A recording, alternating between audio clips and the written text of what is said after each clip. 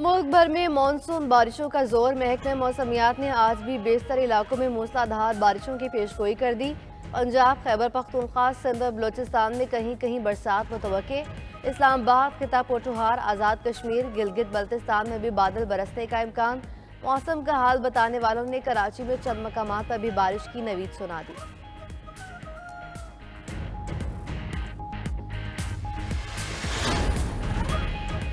अमरीकी कांग्रेस में पाकिस्तान कॉक्स की चेयरपर्सन शैला जैक्सन ली इंतकाल कर गईं। शैला जैक्सन ली की उम्र 74 साल थी। शैला जैक्सन ली कैंसर में मुब्तला थी। शैला जैक्सन ली रियासत टेक्सास से रुकन कांग्रेस थी। शैला जैक्सन ली सैलाब, जलजले समेत हर नागहानी आफत में पाकिस्तान की मदद के लिए पेश रहीं। वो हुकूमत पाकिस्तान ने हलाल पाकिस्तान के एजाज से भी नवाजा।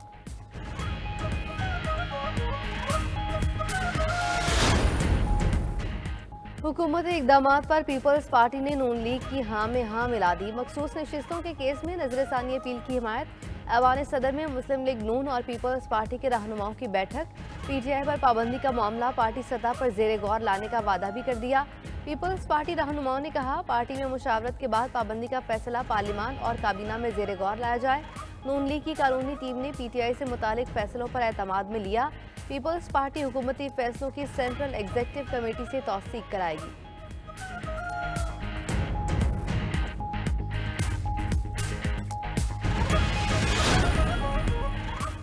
इलेक्शन कमीशन का मखसूस नशिस्तों के हुक्म पर अमल करने का फैसला। सुप्रीम कोर्ट के फैसले पर अमल किया जाएगा। इलेक्शन कमीशन का एलामिया जारी। इलेक्शन कमीशन अरकान से इस्तीफे का मुतालबा मुज़हका ख़ेज़ करार देकर मुस्तरद कर दिया। एलामिया में कहा गया कि इलेक्शन कमीशन पर इल्ज़ाम तराशी इंतहाई नामुनासिब है। पार्टी वाबस्तगी न होने पर उम्मीदवारों को आज़ाद करार दिया गया। इलेक्शन कमीशन ने किसी फैसले की गलत तशरीह नहीं की।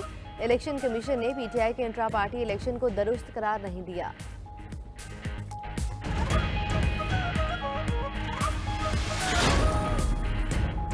जुडिशल कमीशन ने 2 साबिक जजेस को एडहॉक जज लगाने की मंजूरी दे दी। चीफ जस्टिस पाकिस्तान जस्टिस काजी फायजीसा की ज़ेर सदारत जुडिशल कमीशन के इजलास में अहम फैसला। जुडिशल कमीशन ने जस्टिस रिटायर्ड सरदार तारिक मसूद को एडहॉक जज तैनात करने की मंजूरी दे दी। जस्टिस रिटायर्ड मजहर आलम मियां खैल के नाम की भी मंजूरी। जुडिशल कमीशन ने 1 साल के लिए एडहॉक जज मुकर्रर करने की मंजूरी दी। जस्टिस रिटायर्ड सरदार तारिक मसूद के नाम की मंजूरी 1/8 से दी गई।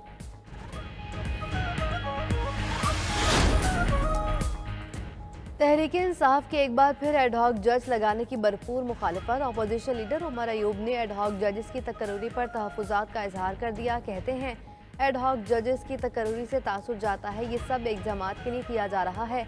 एडहॉक जजेस लगाने की तजवीज़ 8/5 के अदालती फैसले के बाद सामने आई। सुप्रीम कोर्ट में मुस्तकिल जजेस की असामियों पर तकर्री भी नहीं की गई। इससे एक पार्टी के खिलाफ सुप्रीम कोर्ट की राय तकसीम करने का तासुर मिलता है।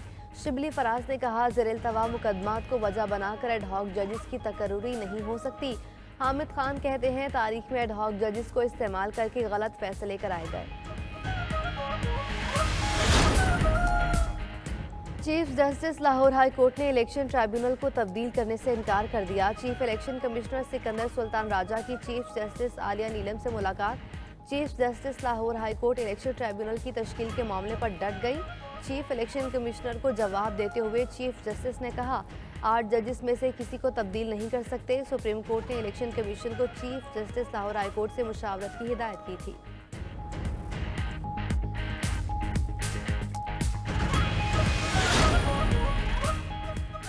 पीटीआई इंट्रा पार्टी इंतखाबात केस समाअत के लिए मुकर्रर। इलेक्शन कमीशन में पीटीआई इंट्रा पार्टी इंतखाबात पर केस की समाअत 23 जुलाई को होगी। इलेक्शन कमीशन ने चेयरमैन पीटीआई बैरिस्टर गोहर और तर्जुमान रऊफ हसन को नोटिस जारी कर दिए।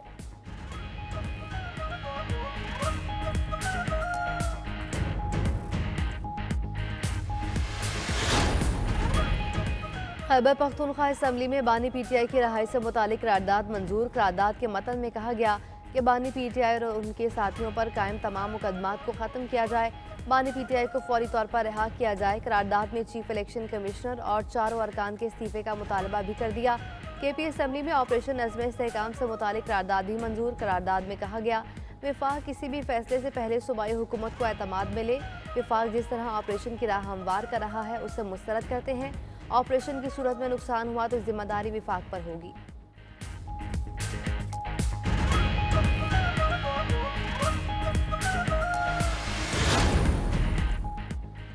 वज़ीर आला पंजाब की ज़ेर सदारत वीडियो लिंक इजलास। वज़ीर आला मरियम नवाज की मुहर्रम उल हराम में सिक्योरिटी इंतजामात की तारीफ। आज़ादारों के लिए सबील ऑन व्हील को भी सराहा। कहती हैं उम्दा इंतजामात करके अमन अमान को यकीनी बनाया गया। मोबाइल फ़ोन और इंटरनेट सर्विसेज बंद किए बगैर सिक्योरिटी इंतजामात बहुत बड़ी कामयाबी हैं।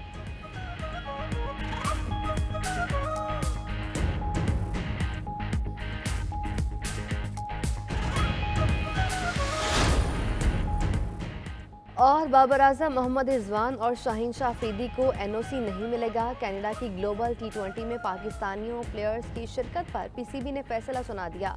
बोर्ड का कहना है खिलाड़ियों को एनओसी ना देने का फैसला मसरूफ सीजन की वजह से किया। बाबर आजम, रिजवान और शाहीन तीनों फॉर्मेट के खिलाड़ी हैं। टीम को उनकी खदमात दरकार होंगी। बोर्ड चाहता है तीनों क्रिकेटर्स सीजन के आगाज में मुकम्मल तौर पर फिट हों।